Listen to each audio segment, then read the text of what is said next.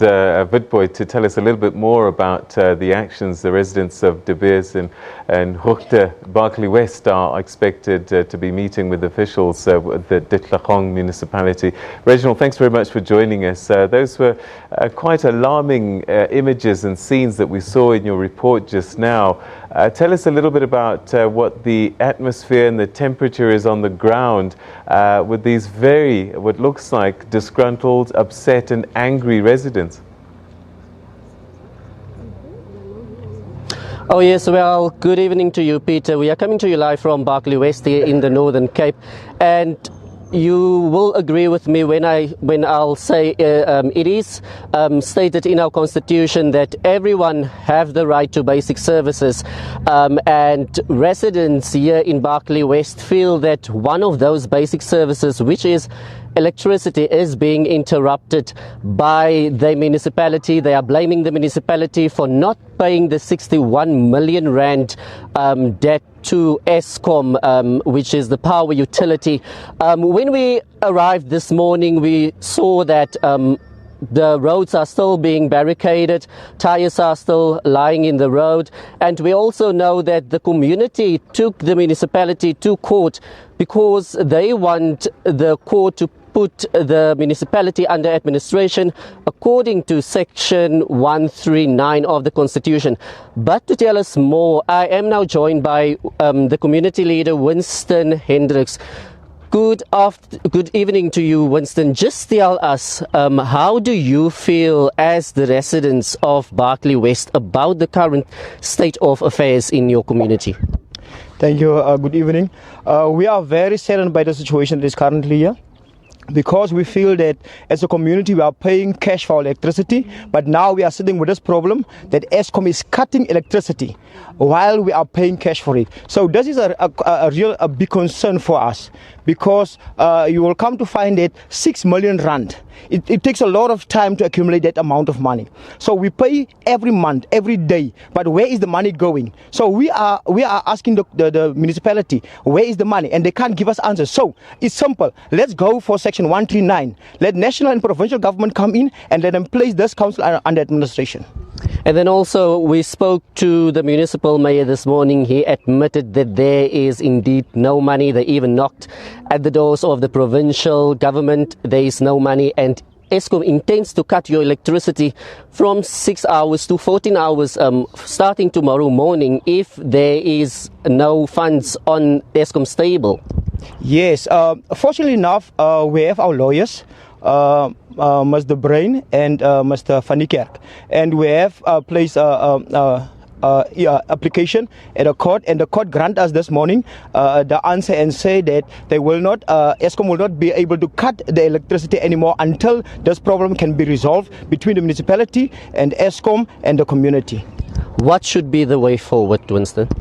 It's quite simple. The way forward is let national and provincial government come in and let them place the council under administration, and also let the network infrastructure, let them take it from municipality and give it back to Eskom, so that Eskom can provide electricity for us. So then we don't have the situation that is currently. Okay, well, thank you very much. Well, that was the community leader here in Barkley West, Winston Hendricks, just telling us about the state of affairs here in the community and how they feel about the fact that the Dikgatlong municipality is owing the power utility 61 million rand. We spoke to Eskom earlier on. They have confirmed if there is no money tomorrow, power interruptions of 14 hours will kick in, Peter. Reginald, just give us a sense. You know, we heard from the representative there of the residents saying that we are paying for the services. Is this something that we know for certain, that residents are paying generally, or are there perhaps a sizable number of residents that are not paying and are contributing to this problem? Well, Peter, I've put that question to the municipal mayor this morning, asking him as to who is to blame for this mess. He was saying to me that all stakeholders actually need to play their part at the end of the day. So whether it is the residents that needs to be blamed, or the municipality itself for not paying the debt, is a question that's still hanging in the air, Peter. All right. And then do you have any idea or any sense of just how big this municipality is in terms of residents? Because, again, another one of the challenges is that the infrastructure can be quite big to bring power to this point. But if you only have a few residents who are able to pay for their electricity, then the municipality itself can start to have shortfalls in providing services. Is this a large community? How big is it?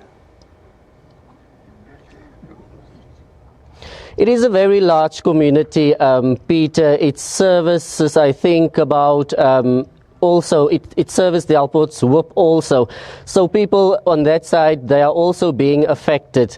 And earlier on when we came here, I spoke to one resident. She actually had meat and a pot in her hand. I was asking her, where are you going to? And then she said to me, well, with the situation that's being so bad at this moment, I actually need to find myself go and cook at someone else's place, because they are in a fortunate position to actually have electricity, but the situation in our community is so messy that we don't know whether we're going forward or are we taking 7 steps backwards, Peter. Did the municipality give you any indication where they're spending their money? Because there clearly is a cash flow problem of some kind, and they're busy spending the funds on something else if it's not paying its bills. Did the municipal manager explain to you where the funds are going? Basically, Peter, they were beating around the bush on that question. I was asking them directly, where's the money going to? And they were saying that they are doing their best and they are paying their debt. But the thing, at the end of the day, you can't sit with such a huge amount of that for the power utility. And even the last time when I spoke to Eskom, I was asking them as to how is it that a municipality actually find itself in this position. They say the power utility said to me that what happens is that the municipality does pay or make arrangements for those payments, but what then ultimately happen again, that they are defaulting, and that is the case what actually happened here in Barkley West, Peter.